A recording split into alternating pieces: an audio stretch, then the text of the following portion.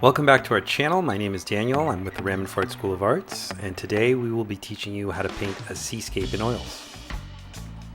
So in terms of colors, I'm using M-gram paints, and going from left to right, I'm using titanium white, Naples yellow, yellow ochre, cadmium orange, cadmium red medium, alizarin, dioxazine purple, phthalo green, and ultramarine blue.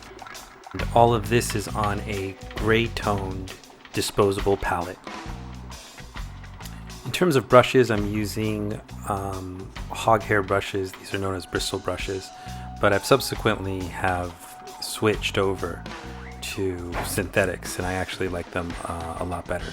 The best brand that I've been able to find are Rosemary and Company. You can find them online. I will also add their website to the description so that you can order directly through them. So you may be wondering why I'm painting on a gray toned canvas, and the reason is because it's my favorite color to paint on. This is a hand stretch canvas that has been custom made, and I enjoy working off of this gray tone because it allows me to see my colors just the same way that I use them off of my palette. So what I'm doing now is I'm actually just blocking in one simple color, one simple shape that will be the groundwork for the rest of the sketch. So it's all about design at this point. I do not want to get too involved in details. I'm squinting my eyes for the most part, looking for some real basic shapes as I approach this. So I'm just getting in some rudimentary lines. I've got a little bit of color here. And moving forward from here, I'm going to avoid coloring in anything else. That's just there to establish my tone. And now I'm getting into some fundamental shapes. So I'm looking around very carefully to see what shapes I can find, and I'm blocking them in. So I'm providing a picture for you guys so that you can see what I'm looking at. And I think one of the key things here that I cannot stress enough is I am not copying what I'm looking at. I am interpreting. I'm doing my very best to get a rough idea of my shapes, getting them approximately in the right place in proportion to one another. So at this stage, as I'm blocking in these shapes, it's really about managing my shapes and getting them organized in a way that actually makes sense to me. And I'm not just talking about logically, I'm talking about aesthetically. Does it make sense aesthetically? Does it excite me enough to move forward? If it doesn't, I would wipe it off and start over. Because if it doesn't look right to you at this stage, it's probably not going to look right when it's finished. You want to make sure that you're spending time getting the design right up front. A poorly designed painting, no matter how much detail you add to it, just won't look right. So I can't stress this concept enough. It's all about getting these shapes down and really looking at the overall composition, or what we often refer to as design. And this is exactly why I'm not filling in anything and I'm just working with these rudimentary shapes. That's the whole concept behind putting down an initial sketch. I do not want to get into detail at this point. I just want to get the overall concept down and see if that looks right to me. So as you can see, I'm coming in with my second color now, and at this point I'm actually going to block in color. I'm looking to get color harmony.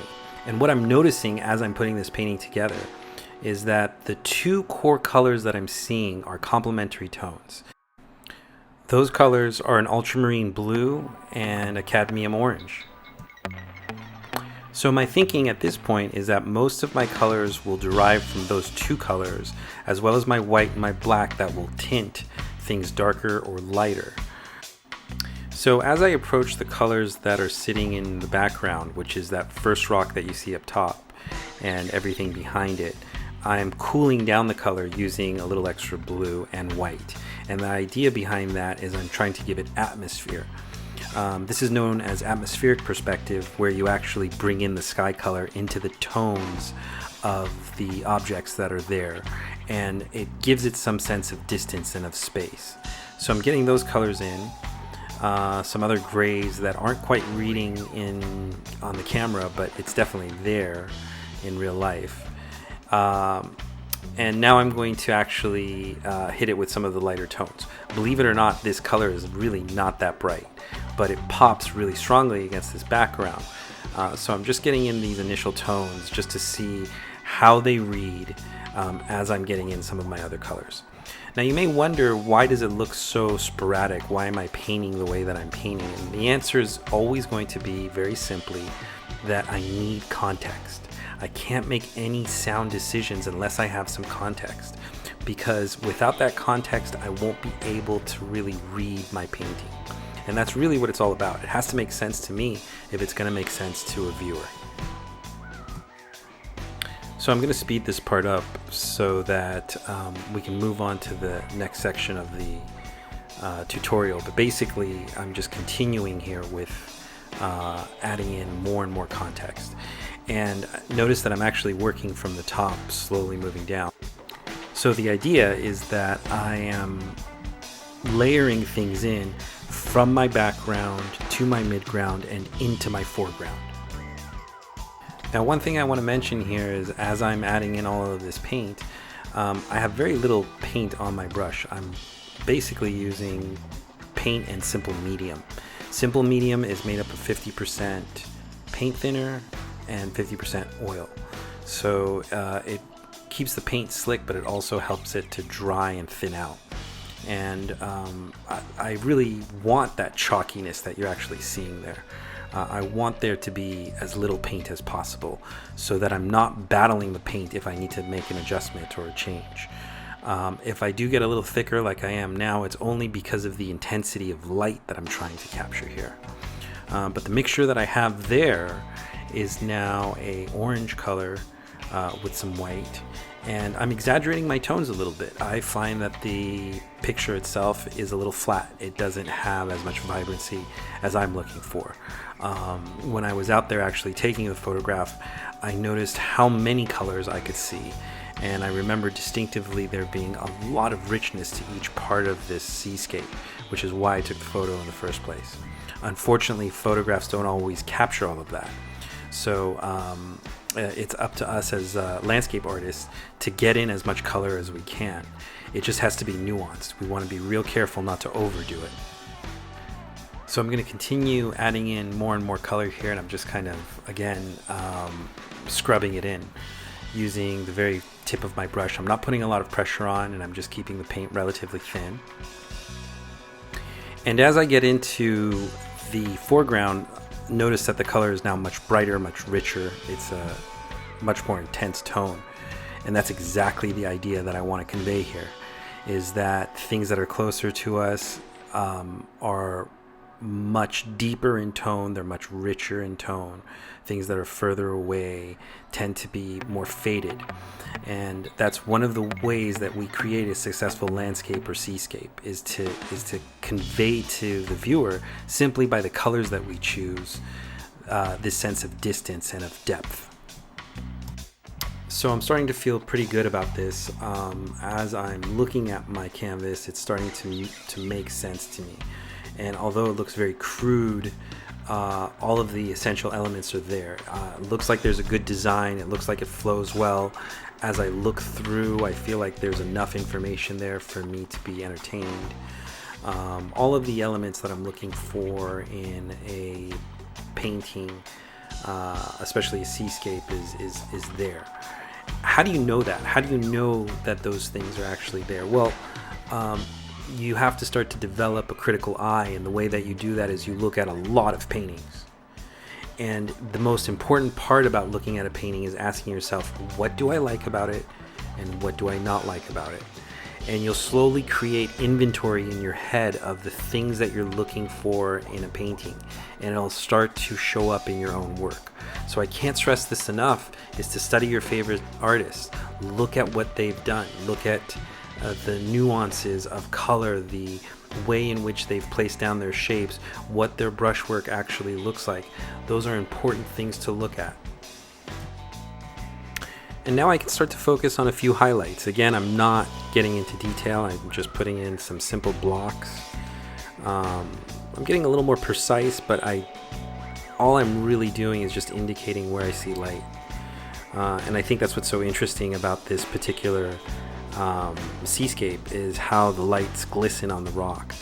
I'm exaggerating those tones just a little bit, and that's my right to do so as an artist. So feel free to do the same with your own work.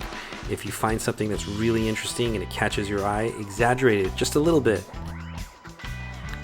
So here I'm adding in some darker tones, just because I realized that when I come back to get in some of my details, I need some kind of dark to bounce those soft shadows and reflective tones in there. So that only just comes from experience. I can tell you that if you're working in shadows, it's better to work from dark towards light than the other way around. In fact, as a general rule, I tend to work from dark tones into light tones. But especially with things that land in shadow and there's going to be some detail in there, which you'll see in the next video, I want there to be a little bit of a darker tone. If you're asking yourself what color is he using, that's basically brown right out of the tube. I think I've added just a little bit of red to give it some heat, because I like the interplay between cold and warm tones. But one of the things you'll notice in almost all of my videos is that I do not get too heavy duty into color.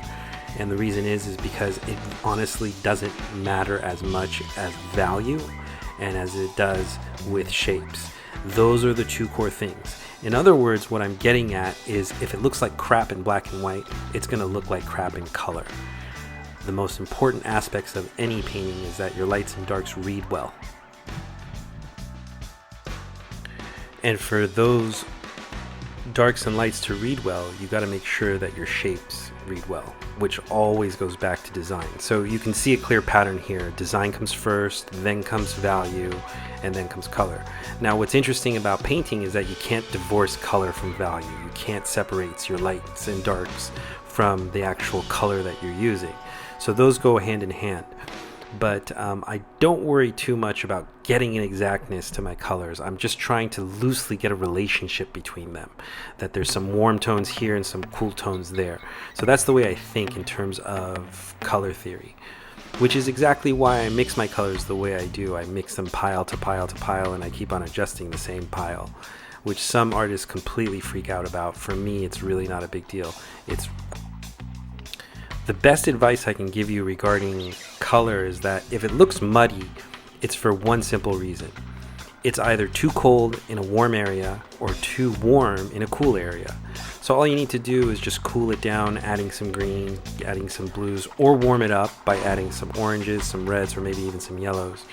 And usually the color will fit. It will look right as compared to the rest of the painting. So I'm starting to get into a little bit more detail here. I'm noticing a tiny little rock and I'm getting that in there. And that again is just reinforcing the design. There's a nice flow of shapes here. Everything looks good to me. And I'm adding in anything that I see in the picture that makes sense to me. Now I'm eliminating a lot of stuff. I'm leaving stuff out because if it doesn't work for me, if it doesn't look good aesthetically, I'm just going to leave it out. That's one of the beauties of landscape and seascape type paintings, is there's so much room for us to leave stuff out and add stuff in. So I sped this up just to move things along, but you'll notice that right now what I'm doing is I'm adding in these lines that are indicating a direction and a movement that is telling your eye that there's some perspective here and that there's some movement. There's some directionality to this. So this is something that comes from linear drawing, and if you do a lot of that, you'll understand what I'm talking about. So we're getting into a really fun part of the painting, and this is where I get to add in some lights, and it changes the entire painting. Notice how dark that first color looks that looks so bright in the beginning once I add in some of these brighter tones. And basically what this color is essentially orange and white. It's still not my brightest color, but adding that in changes the entire painting, doesn't it? So I'm gonna let you guys kind of watch this as it progresses, but essentially what I'm doing is adding in my lights. And a key thing I want to mention here is that these are not my highlights. There will be much brighter colors coming in later, but these are part of the light group. So I always think of my colors in terms of three main groups: my darks, my mediums, and my lights. So far I've gotten my darks and my mediums down, and now I'm approaching my lights. Okay, so this color actually looks really good to me, and what I'm going to do is move upwards and start to actually fill in areas of the canvas that actually have this amount of light. So let me bring back the picture for just a second, and you can kind of see where I'm drawing my inspiration from. So as I lay this last color in, that's pretty much the end of our sketch, our design and sketch phase. And we are going to next move into our refinement, which is the next video. So I hope that you guys have enjoyed this. If you did, please share it with your friends, with your family, and kindly subscribe. We are looking to grow, and we really need your support and help. Thanks a lot for watching through to the very end, and if you have any questions, feel free to do so in the comments. I look forward to seeing you in the next video.